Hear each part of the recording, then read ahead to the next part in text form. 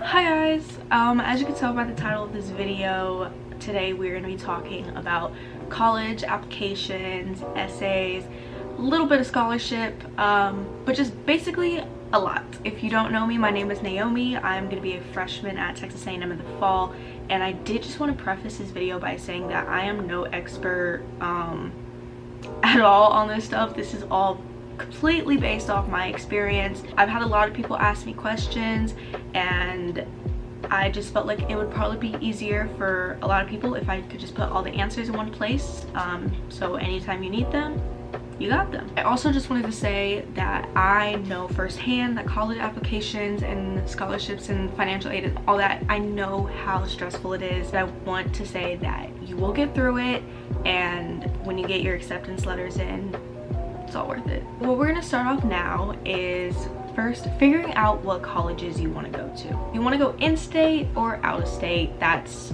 completely up to you, but it's also a very big difference. For me, I live in Texas, so I pay a lot less because I'm a resident of Texas for in-state. But for example, if I go to, let's just say, Alabama, it's very, very expensive. But because it's out of state, they more than likely would give you more financial aid than somebody that's in state. But an important part of figuring out where you want to go is actually going to the campus itself. It's very, very important because you could love a college or it could be a family tradition, but you go on campus and it just doesn't feel right. You don't want that to happen after you've already accepted your admission, or maybe the first time you go on campus is your new, like your conference. You wouldn't want that, because then you're out of luck, because you would have to wait until the following year to transfer out if it's that bad. Right now it's July, so I feel like now is the perfect time to go on college visits before the applications open up. Most open up on August 1st. So yeah, right now is the perfect time to go on college visits. Obviously, if this month just doesn't work for you, most applications aren't due until around November, December, some even, like, I've seen February. So you still have plenty of time, but I would definitely suggest visiting campuses, at least in-state. After visiting your campuses or taking a virtual tour, because I know a couple colleges do offer that, it's time to decide where you really want to go. Where do you really see yourself going? Because I know a lot of people who apply to a lot of schools, but keep in mind, a lot of schools have application fees around $70 to $80. That's $70 to $80 per application. What I did is I kind of narrowed it down to 3 to 4 schools that I really saw myself going to. So the schools that I applied to were A&M, UT, and Baylor. All in-state because I wanted to stay close to home. So those are the 3 that I applied to. I'm gonna go ahead and tell you guys where I got accepted and where I didn't, and also my stats, just to kind of give you an idea of where you want to be depending on the college. I was an early graduate, so because I didn't have a junior year, because my junior year was my senior year, I used my sophomore year stats. I was ranked 27 out of 477. I had a 3.9, 4.3 GPA. I've never taken the SAT because when I applied, none of the schools required it, except for Baylor, but we'll get to that in a little bit. And I got accepted to A&M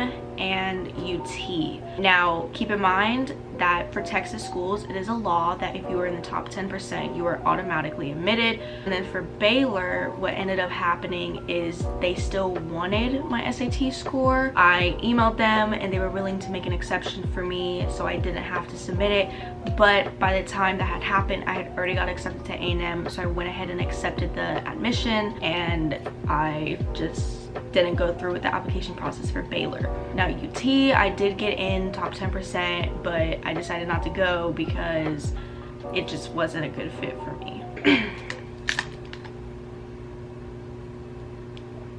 Okay, so now I'm gonna walk you guys through how to apply, at least in-state. I'm not really familiar with out-of-state, so like Common App, if you've heard of that, that's a big nationwide way to apply. I really just have experience with Apply Texas, so that's what I'll show you guys today.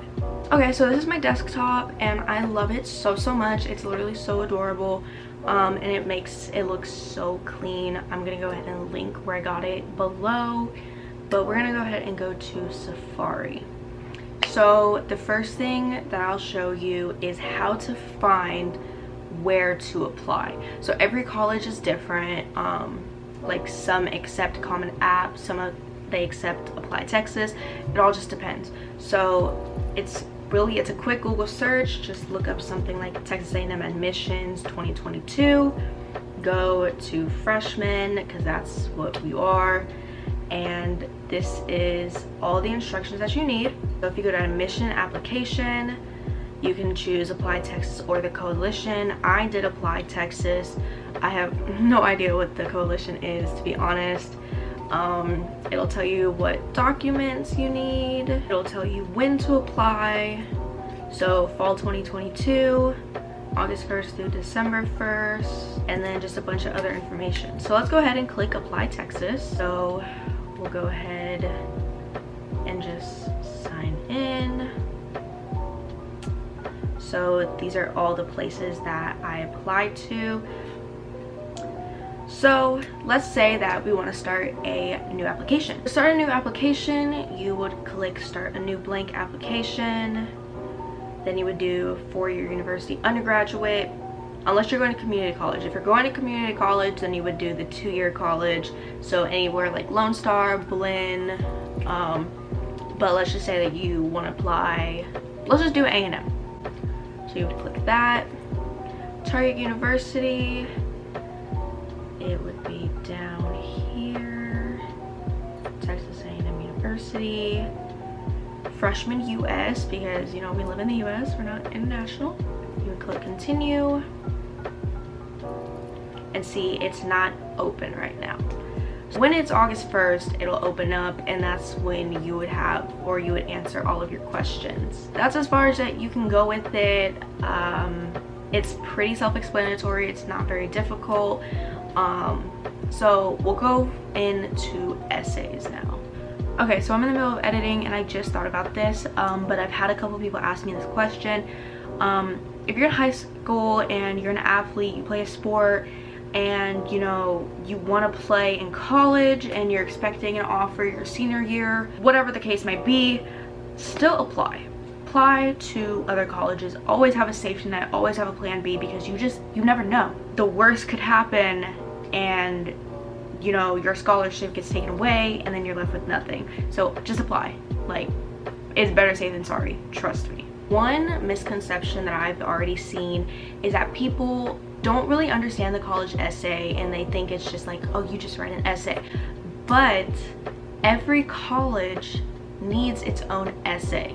Luckily for Apply Texas, I do believe that every school on there does have the same essay, but if you're applying out of state, you are more than likely going to need a different essay depending on the prompt. You go down to required documents, and it'll say your essay, and so the prompt is the exact same one that I had last year. Tell us your story. What unique opportunities, challenges have you experienced throughout your high school career that shaped who you are today? So I'm gonna give you guys a no-no list. What not to write about. Now keep in mind, if you do have a way to write about these things that is different and really represents who you are, because that's what they want to know from this essay, then of course you can write about it. But here's what I would stay away from with college essays, just because you and everybody else have probably gone through the same thing. So number one, sports.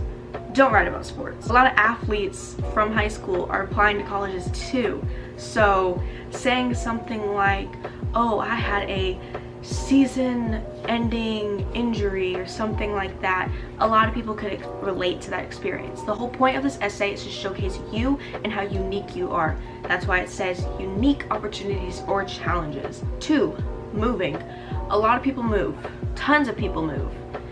So that whole experience of trying to rebuild yourself and all that, a lot of people can relate to that too. 3, divorce. I'm not saying a lot of people have gone through divorce. I'm just saying it is a generally common situation to be in. So again, I would stray away from that. Number 4, as morbid as it might seem, death. almost everybody has experienced death in their lifetime. If it is truly a monumental death in a way that completely changed you, go ahead and write about it. I will tell you that I wrote my essay about fitting in, something that almost every teenager has to go through, but the way that I wrote my essay, I incorporated how it changed me as a person and led me to my selected major. If you guys want to see a broken down version of my essay, let me know down below and I can certainly do that for you. I'm 100% comfortable with that. Anything that'll help you guys out. Now, one of the most stressful parts about college is financial aid. I will tell you that depending on where you apply, you may or may not get anything. And that's okay because there's always outside scholarships. So I would definitely stress apply, apply, apply. I know that when you apply for A&M, they automatically apply you for their scholarships as well, and you'll hear back about that. I want to say, I feel like I found out February, March about that, but other places are likely to give you more that I've seen. So just keep that in mind as well, and also keep in mind that everybody's experience is different, so things that you might read online could be different because everybody comes from a different socio-economic background, so it could be very different for you. But one thing is definitely keep that in mind and definitely apply for scholarships now. Anything that says like no essay scholarship, just keep in mind that you more than likely will not get that just because everybody doesn't want to write an essay.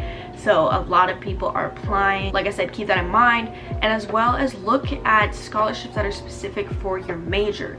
There's tons of journalism scholarships out there and things of that sort. So if you're majoring in biology, maybe look up biology scholarships and stuff like that. It'll help kind of lessen the search. I know that my school district, they use School Links, and School Links has a little scholarship section there, and I think I answered a couple questions and it should match you with scholarships that would match to you the best. So one of the last things I'm going to talk to you guys about is the SAT.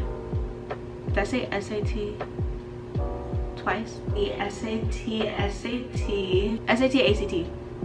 Sorry, I don't know if I said that twice. I personally did not take my SAT or ACT because, like I said earlier, A&M was not requiring test scores to be sent, so I just never took it. They are also not requiring it for the 2022 applicants. So I don't know if that's every college. I'll double check it and put it in the description below, just a couple colleges that I know.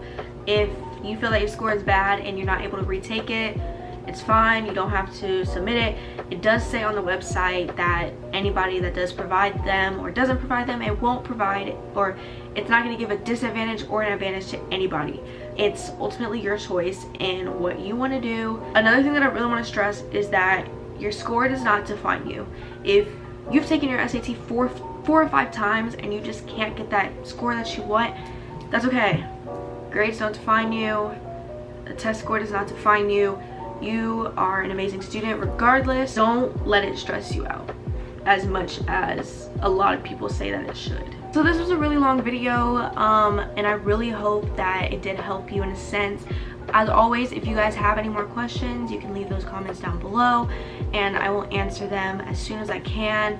Like I said, I think that my college application experience did go pretty well.